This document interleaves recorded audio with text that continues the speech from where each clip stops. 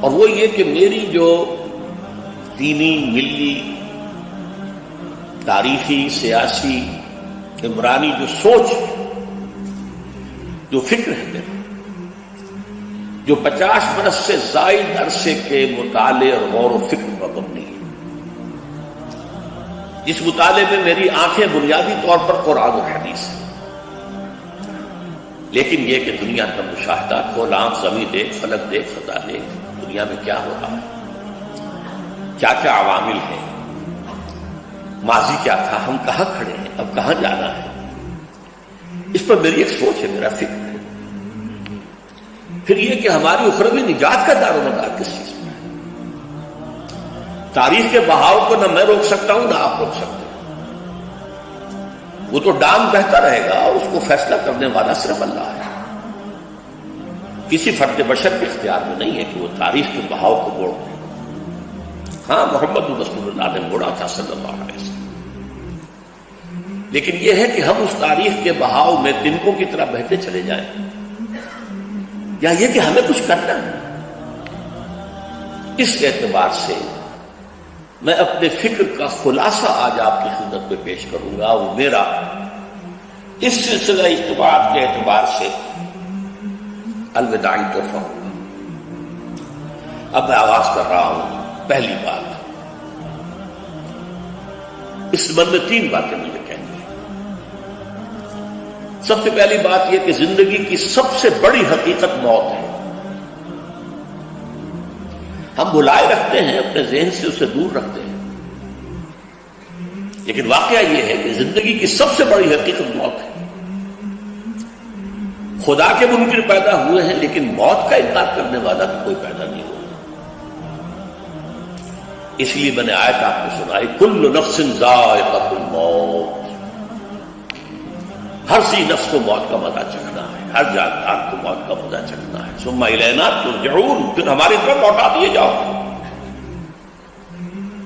تو زندگی کی سب سے اہم حقیقت موت، اور موت کے بعد رجوع اللہ، آخرت، یہ سب سے بڑی حقیقت ہے۔ ایک حقیقت سب مانتے ہیں، سب جانتے ہیں، دوسری حقیقت کے اوپر پردہ پڑا۔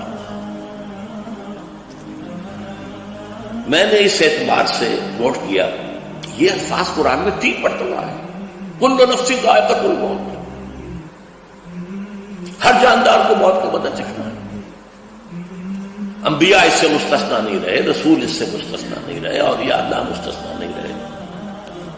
وقتی طور پر استثناء حضرت عیسیٰ کا ہے کہ ابھی وہ زندہ ہے، لیکن عیسیٰ یاتی علیہ الموت، حضور نے فرمایا عیسیٰ پر بھی موت آئے گی، جب دوبارہ آئیں گے زمین پر اتریں گے، پھر اس کے بعد اوپر موت وارد ہوگی، ان کی نماز جنازہ پڑھی جائے گی، انہیں دفن کیا جائے گا حضور کے پہلو میں، شادی بھی کریں گے، اولاد بھی ہوگی۔ باقی تو یہ ہے کہ کل نفس ذائقۃ الموت، سب کو موت کا مزہ چکھنا ہے۔ عیسیٰ بھی بالآخر اس سے مستثنا نہیں رہیں گے، بلکہ قرآن میں ایک جگہ کہا گیا ہے فَإِن مِتَّ فَهُمُ الْخَالِدُونَ، کیا ہے نبی، اگر آپ کا انتقال ہو گیا تو یہ کیا ہمیشہ رہیں گے؟ کون ہے دنیا میں جو ہمیشہ رہے گا؟ انتقال تو ہونا، آپ کا بھی ہونا ہے۔ اِنَّكَ مَيِّتٌ وَإِنَّهُمْ لَمَيِّتُونَ، یہ تو مختصر ترین الفاظ تھے۔ اس سے آگے بڑھیے، سورہ انبیاء میں فرمایا کل نفس ذائقۃ الموت وَنَبْلُوكُمْ بِالشَّرِّ وَالْخَيْرِ فِتْنَةً وَإِلَيْنَا تُرْجَعُونَ، ہر جاندار کو موت کا مزہ چکھنا ہے، اور اس سے پہلے پہلے ہم تمہیں آزماتے رہیں گے، خیر کے ذریعے بھی، بھلائی دے کر، صحت دے کر، دولت دے کر، اولاد دے کر، شہرت دے کر، اور برائی کے ذریعے سے بھی، تنگ دستی دے کر، بے عزتی دے کر، اہانت دے کر، ذلت دے کر، وَإِلَيْنَا تُرْجَعُونَ، اور پھر ہماری طرف لوٹائے جاؤ گے۔ یہ وہ دوسری حقیقت جو میں نے کہا کہ جس پر پردہ پڑا ہوا ہے، بہت بڑا پردہ ہے۔ لوگ یہی سمجھتے ہیں کہ یہی دنیا کی زندگی ہے۔ قرآن کہتا ہے وَإِنَّ الدَّارَ الْآخِرَةَ لَهِيَ الْحَيَوَانُ لَوْ كَانُوا يَعْلَمُونَ، یہ تو آخرت والی زندگی ہے جو اصل زندگی ہے، کاش کے نہ معلوم ہوتا۔ اس سے بھی زیادہ تفصیل سے یہ آل عمران میں آئی ہے، کل نفس ذائقۃ الموت، وَإِنَّمَا تُوَفَّوْنَ أُجُورَكُمْ يَوْمَ الْقِيَامَةِ، ہر جاندار کو موت کا مزہ چکھنا ہے اور پھر تمہیں پورا پورا تمہارا اجر اور بدلہ دے دیا جائے گا قیامت کے دن۔ فَمَنْ زُحْزِحَ عَنِ النَّارِ وَأُدْخِلَ الْجَنَّةَ فَقَدْ فَازَ، جو کوئی آگ سے بچا لیا گیا اور جنت میں داخل کر دیا گیا وہ تو کامیاب ہو گیا۔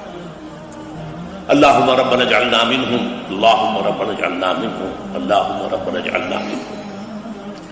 وَمَا الْحَيَاةُ الدُّنْيَا إِلَّا مَتَاعُ الْغُرُورِ، اور دنیا کی زندگی تو سوائے دھوکے کے سامان کے اور کچھ نہیں۔ دھوکہ کس معنی میں؟ یہ تمہیں اصل زندگی سے غافل کر دیتی ہے۔ تم کہیں سفر پر جا رہے تھے، تمہارا کہیں گھر تھا، تمہیں واپس آنا تھا، تم راستے ہی میں کسی دلچسپی میں ایسے مگن ہوئے کہ گھر بار سب بھول گئے۔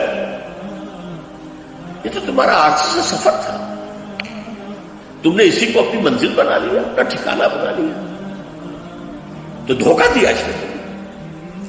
ویسے دنیا کی زندگی دھوکہ نہیں ہے، بڑی حقیقت ہے، اس لیے کہ حضور نے فرمایا انما الدنیا مزرعۃ الآخرہ، یہ دنیا آخرت کی کھیتی ہے، یہاں بوؤ گے تو وہاں کاٹو گے، یہاں کچھ کمائی کرو گے تو وہاں اس کا بدلہ ملے گا۔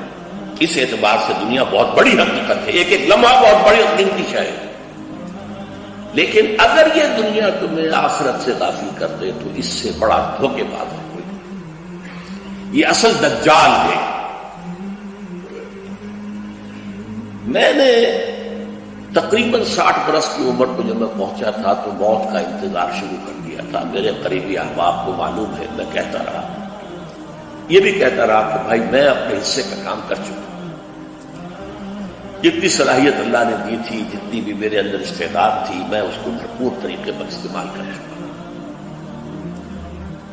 دم واپسی برسر راہ ہے عزیز و اللہ ہی اللہ ہے، یہ میرا معاملہ رہا ہے 60 برس کی عمر سے۔ اس کے بعد اللہ نے مزید 14 برس دیے ہیں، یہ نافلۃ لک کے درجے میں کہتا ہوں، اس کا اللہ کا عطیہ خصوصی ہے، نفل ہے، ہمیشہ کہتا رہا۔ مصنون زندگی تو 61 برس ہے ہمارے حساب سے۔ علامہ اقبال کے بارے میں سنا ہے کہ رویا کرتے تھے کہیں میری عمر حضور کی عمر سے زیادہ نہ ہو، وہ 6 مہینے کم ہی رہی ہے حضور کی عمر سے۔ جو حضور کی عمر تھی وہی حضرت ابو بکر کی، وہی حضرت عمر کی، وہی حضرت علی کی۔ ہاں، حضرت عثمان 82 برس کے ہوئے ماشاءاللہ۔ پھر یہاں کے مجددین میں سے وہی عمر حضرت شیخ احمد سرہندی کی، وہی شاہ ولی اللہ دہلوی کی۔ ہاں، شیخ عبدالحق محدث دہلوی رحمۃ اللہ علیہ 82 برس کی عمر۔ لیکن یہ میں کہا کرتا تھا مصنون عمر تو 61 برس ہے، جسے ہم 63 کہتے ہیں وہ اصل میں ہمارے حساب سے 61 بنتا ہے۔ وہ 63 قمری ہے، جو 9 دن کم ہے، قمری سال جو ہے وہ شمسی سال سے۔